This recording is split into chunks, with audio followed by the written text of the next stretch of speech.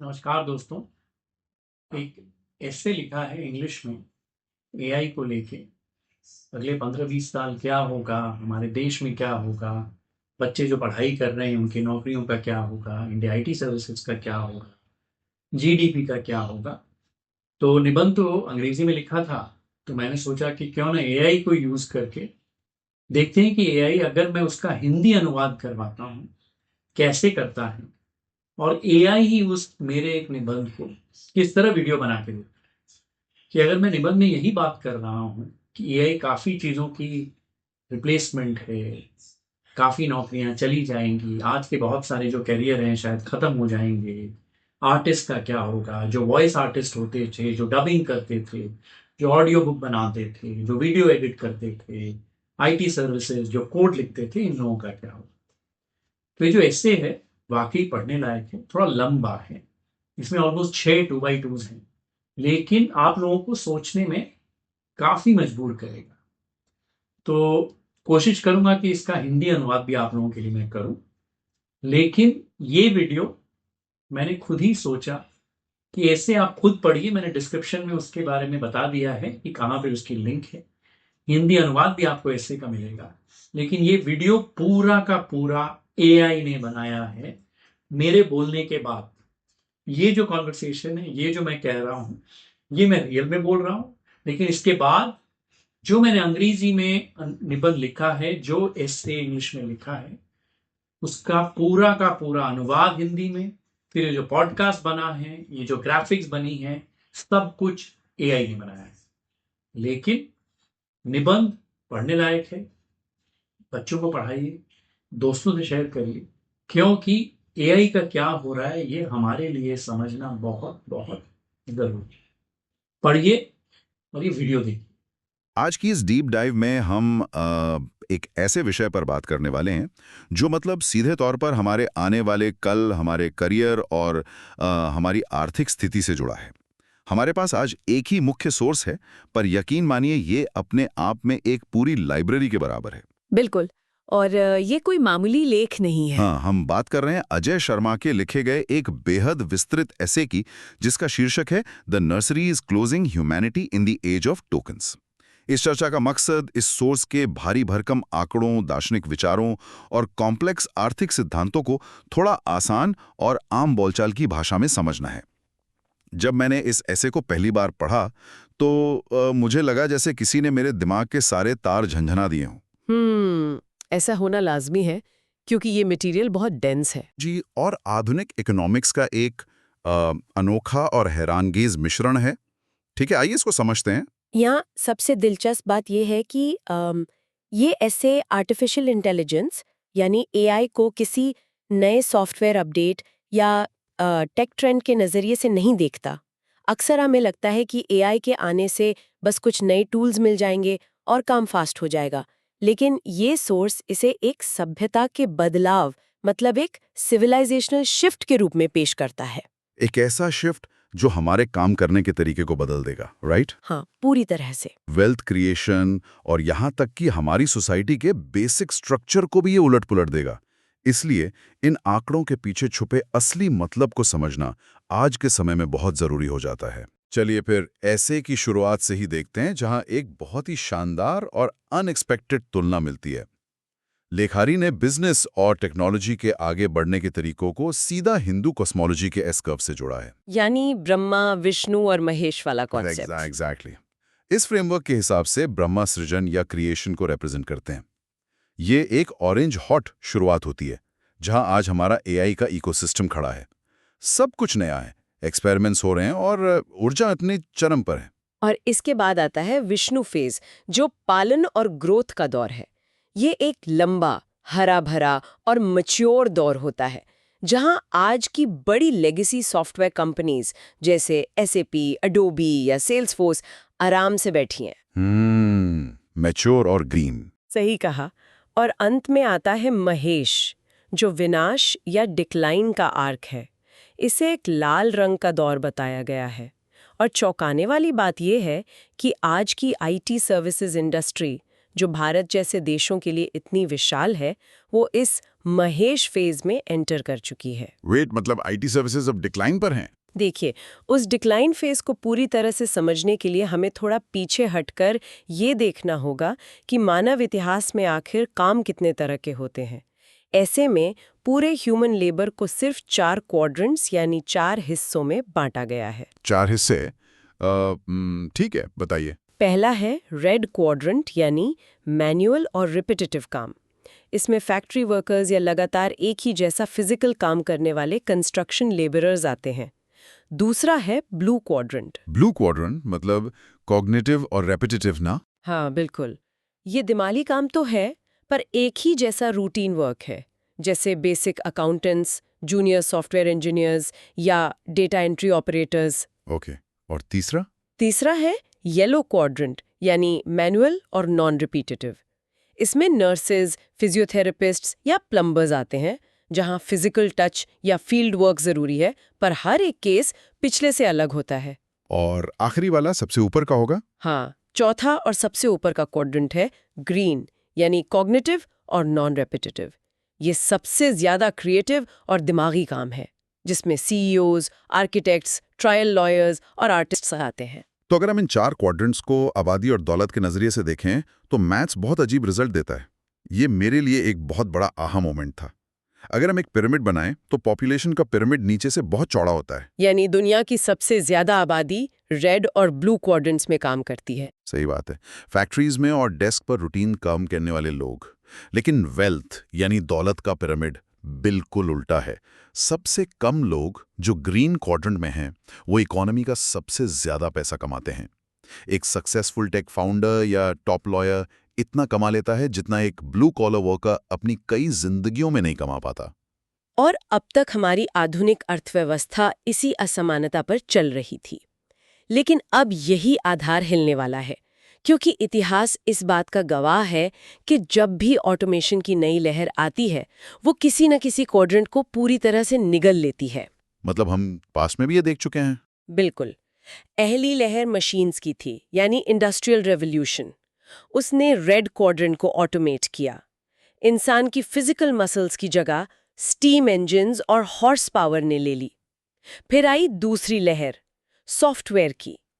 इसने blue quadrant को target किया, जो रूटीन लॉजिक, पेपर फाइलिंग और बेसिक अकाउंटिंग पहले इंसान करते थे, वो सॉफ्टवेयर कोड ने रिप्लेस कर दिया।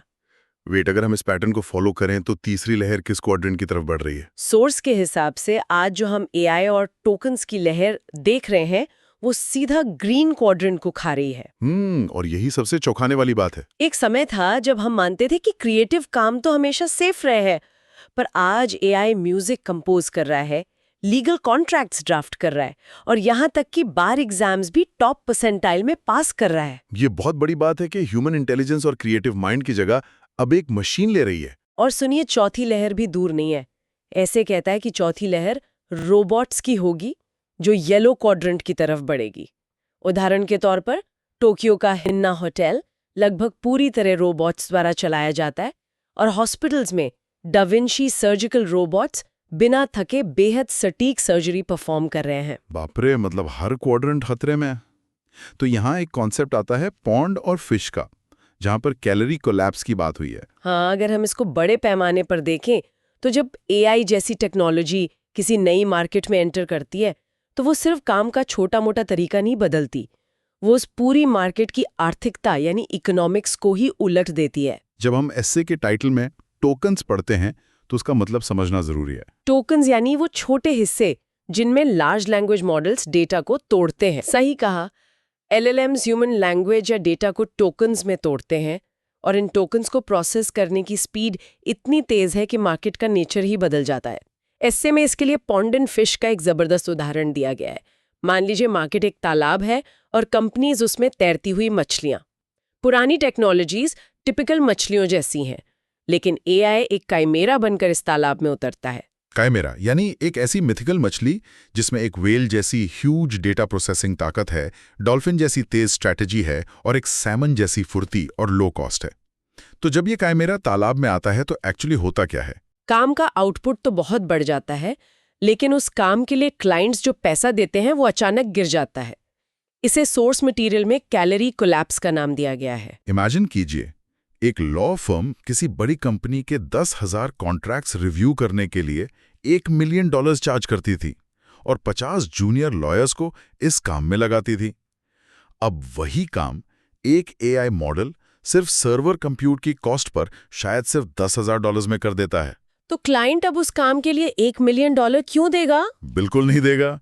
वो बचा हुआ पैसा मार्केट से गायब हो गया, यानी तालाब में कैलोरी कोलैप्स हो गया।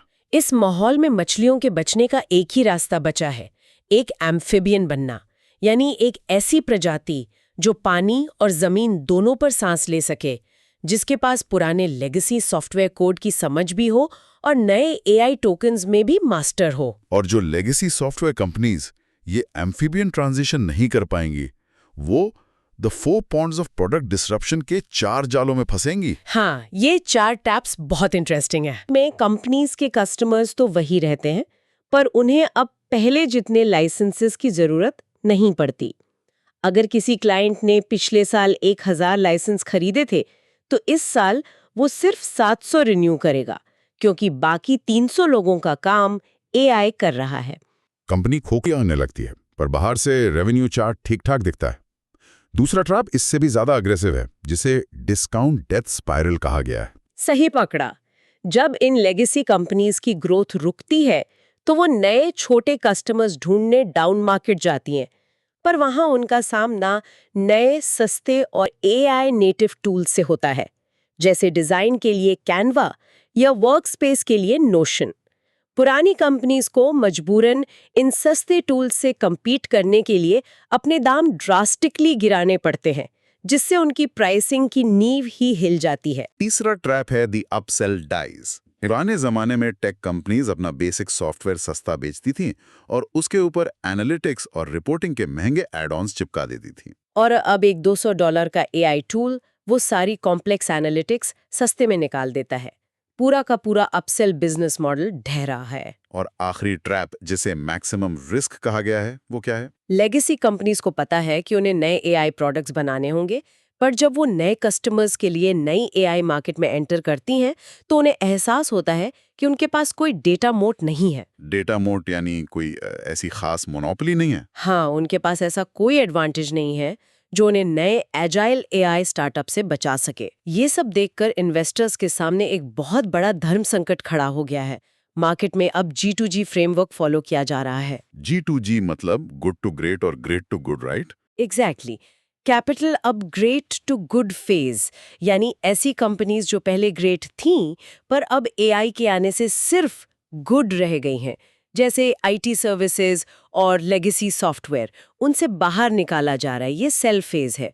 और वही पैसा अब गुड टू ग्रेट फेज में डाला जा रहा है, यानी एआई स्टार्टअप्स और टोकन बेस्ड कंपनीज में, जो आज का बाई फेज है। तो अगर बड़ा कैपिटल आईटी सर्विसेज से निकल रहा है, तो इसका सबसे बड़ा और डायरेक्ट असर पड़ने वाला है भारत की आर्थिकता पर। सोर्स के जिस सेक्शन ने मुझे सबसे ज्यादा चौंकाया, उसका नाम है नर्सरी बंद हो रही है, यानी डेथ ऑफ द नर्सरी। हम भारत की $250 बिलियन की उस आईटी इंडस्ट्री की बात कर रहे हैं, जिसमें करीब 5 मिलियन यानी 50 लाख लोग काम करते हैं। ये नंबर्स बहुत बड़े हैं। बहुत बड़े। ऐसे इन कर्मचारियों को 3 हिस्सों में बांटकर समझाता है: कैटरपिलर, प्यूपा और बटरफ्लाई। कैटरपिलर वो नए फ्रेशर्स हैं, कॉलेज ग्रेड्स जो शुरू में कंपनी के लिए खर्चा ज्यादा बढ़ाते हैं और कोडिंग सीखते हैं।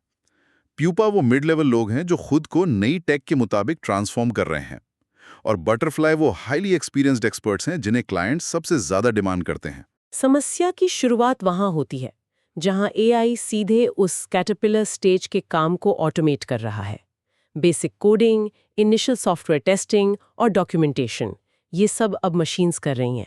अगर टेक कंपनीज इन नई एंट्री लेवल पोजीशंस पर हायरिंग बंद कर देंगी, तो इकोसिस्टम का साइकिल टूट जाएगा। हाँ, क्योंकि 8 या 10 साल बाद जब आज की बटरफ्लाइज रिटायर होंगी या मूव ऑन करेंगी, तो नए एक्सपर्ट्स आएंगे कहाँ से?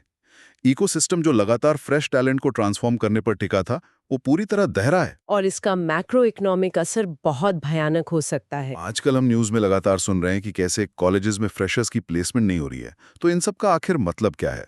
अगर आईटी इंडस्ट्री सच में अपने लोगों की हायरिंग और ग्रोथ ड्रास्टिकली स्लो कर देती है, तो एक आम इंसान की जिंदगी पर इसका क्या असर होगा? इसका नतीजा होगा कॉर्टिसोल इकोनॉमी का आगमन।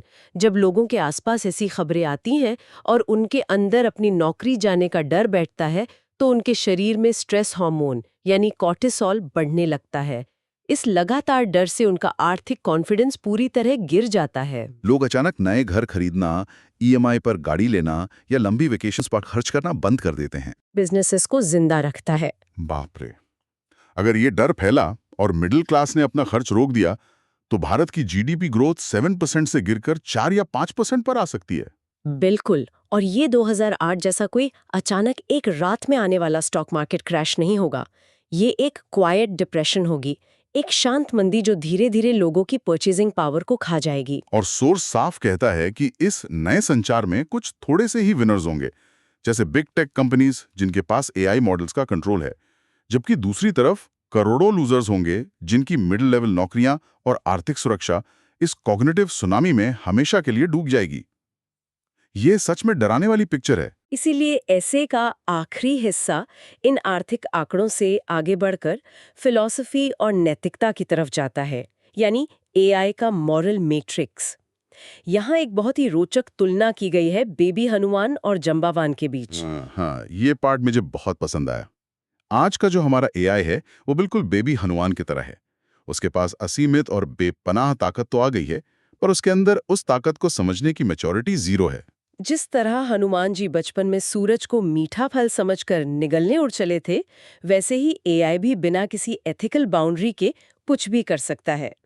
यहाँ सबसे बड़ा सवाल ये है कि आज इस टेक्नोलॉजी के दौर में जंबावान कौन है?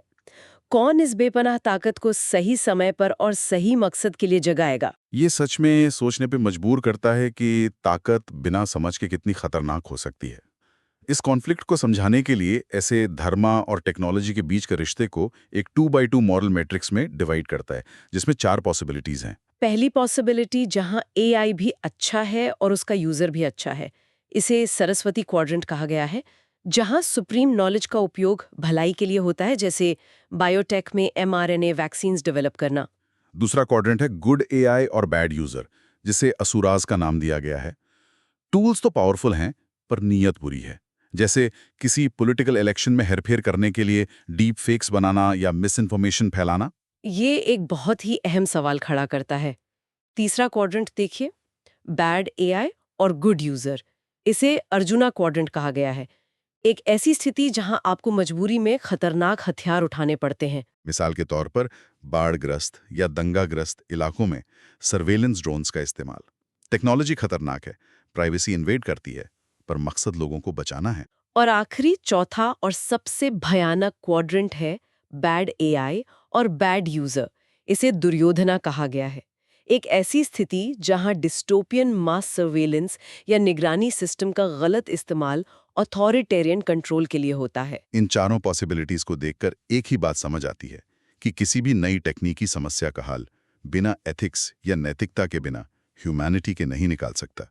और इस ह्यूमैनिटी के कॉन्सेप्ट को एक पुरानी कहानी से और गहराई में समझाया गया है। आपको शायद याद हो वो साधु और चूहे की कहानी। हाँ, बिल्कुल। एक साधु ध्यान में बैठा था, तभी एक डरपोक चूहा उसके पास आया, क्योंकि एक बिल्ली उसे खाना चाहती थी। साधु को उस पर दया आई और उसने अपने तपोबल से चूहे को बिल्ली बना दिया। फिर कुत्ते से बचाने के लिए कुत्ता बनाया और आखिर में उसे एक ताकतवर बाघ यानी टाइगर बना दिया। पर बाघ बनते ही उसके अंदर ताकत का गुरूर आ गया। उसने सोचा कि जब तक ये साधु जिंदा है, मुझे याद दिलाता रहेगा कि मैं असलियत में एक चूहा हूं। तो वो बाघ उसी साधु को खाने दौड़ा। लेकिन साधु ने तुरंत मंत्र पढ़ा और कहा, पुनः मूसिका भवा, यानी वापस चूहा बन जाओ। और अगले ही पल वो अहंकारी बाघ वापस एक डरपोक चूहा बन गया। हमारे सुनने वालों के लिए यहाँ सीधा सवाल ये है कि हमने जो अपने डेटा और कंप्यूट से एआई रूपी बाघ बनाया है, क्या उसके कंप्लीटली ताकतवर होने के बाद हमारे पास उसे वापस चूहा बनाने की कोई शक्ति या किल स्विच बचेगा? इसका आसान जवाब शायद यही है कि हमें नहीं पता। इंसान इस धरती का सबसे ताकतवर शिकारी है, एपेक्स प्रेडेटर है। हमारे पास एटम बॉम्ब्स हैं, शहरों को मिटा देने वाली शक्ति है। फिर भी हम व्हेल्स, स्नो लेपर्ड्स और पांडास जैसे कमजोर जानवरों को बचाने के लिए सैंक्चुरीज और लॉज बनाते हैं। ऐसा क्यों करते हैं हम? क्योंकि हमारे अंदर दया या कंपैशन का गुण है। सही कहा। ईशावास्य उपनिषद में इसका बहुत खूबसूरत वर्णन है कि सभी जीवों में एक ही कॉस्मिक चेतना का वास है। लेकिन सोचिए, जब एआई सुपर इंटेलिजेंट हो जाएगा और हमसे कई गुना ज्यादा ताकतवर हो जाएगा, तो क्या वो हमारे साथ वैसा ही दया और कंपैशन का व्यवहार करेगा, या फिर वो हमें इकोसिस्टम में एक मच्छर की तरह इनएफिशिएंट समझकर मिटा देगा? अगर एआई का सृजन बिना किसी नैतिकता या धर्म के किया गया, तो हमें बाघ के नुकीला दांत ही मिलेंगे, किसी साधु की दया नहीं। वो पेंटिंग जिसका जिक्र एसे के आखिर में आता है, इस पूरी सिचुएशन को परफेक्ट तरीके से कैप्चर करती है। फ्रांस फ्रैंकन नाम के आर्टिस्ट ने 1633 में एक पेंटिंग बनाई थी जिसका नाम है the choice between virtue and vice. हाँ, मैंने देखी है वो पेंटिंग। इस इमेज में ऊपर की तरफ स्वर्ग दिखाया गया है, जो शांति, सृजन और रोशनी का प्रतीक है, ठीक वैसे ही जैसे एसे के शुरू में ब्रह्मा का जिक्र था। नीचे नर्क की आग और कंकाल हैं, जो विनाशला महेश को दर्शाते हैं। और इन दोनों के ठीक बीच में इस धरती पर एक अकेला इंसान खड़ा है, जिसे अपना आगे का रास्ता चुनना है। आज वो अकेला इंसान कोई और नहीं बल्कि हमारी पूरी ह्यूमैनिटी है। एआई इंसान द्वारा आग खोजने के बाद की सबसे बड़ी, सबसे ट्रांसफॉर्मेटिव शक्ति है। यह पूरी तरह से हमारी चॉइसेस पर निर्भर करता है कि हम स्वर्ग की तरफ जाते हैं या नर्क की तरफ। सच में बहुत ही प्रोफाउंड थॉट है ये। यही इस पूरे डीप डाइव और सोर्स मटेरियल का आखिरी सार है। एआई सिर्फ नया ट्रेंड नहीं है जिसे आप इग्नोर कर सकते हैं। ये एक सिविलाइजेशनल शिफ्ट है। चाहे वो आईटी सर्विसेज और mid level white collar jobs का डिक्लाइन फेज हो या नए एआई स्टार्टअप्स में अरबों डॉलर का आना हो, इस शिफ्ट का असर दुनिया के हर कोने में होगा। ये एक ऐसी टेक्नोलॉजी है जो न सिर्फ हमारे काम को बल्कि हमारी सोसाइटी के बेसिक स्ट्रक्चर को रीवायर कर रही है। तो इस गहरे विश्लेषण को समाप्त करते हुए मैं हम सब सुनने वालों के लिए एक नया और थोड़ा बेचैन करने वाला सवाल छोड़ना चाहता हूं। एक ऐसी सोच जो इस ऐसे की फिलॉसफी पर आधारित है, पर आज की चर्चा से एक कदम आगे जाती है। अगर एआई आखिरकार वही सीखता है जो डेटा और जानकारी हम इंसान दिन रात उसे खिलाते हैं, तो क्या हमारा सबसे बड़ा डर ये नहीं होना चाहिए कि एआई अपने अंदर किसी परफेक्ट आर्टिफिशियल धर्मा को नहीं, बल्कि हमारी ही आज की असल उलझी हुई और फ्लॉज से भरी नैतिकता का आईना बन जाएगा? अगर ह्यूमैनिटी खुद ब्रह्मा की तरह इस नई इंटेलिजेंस का सृजन कर रही है, तो क्या हमारे पास एक कलेक्टिव सोसाइटी के रूप में उस सृजन को संभालने वाली और उसे सही दिशा देने वाली विष्णु जैसी स्थिरता आज मौजूद है? इस सवाल के साथ हम आज का ये विश्लेषण यहीं रोकते हैं। इस बारे में पढ़िए, सोचिए और खुद इस बदलाव के लिए तैयार रहिए। लोहा तू आज है, लोहा कल भी रहेगा, अपनी अपराई किसकी आग में तपेगा। आज खुद लगा ले आग या कल घिसेगा एड़ियां, आज बन जा शस्त्र या कल बनेगी बेड़ियां।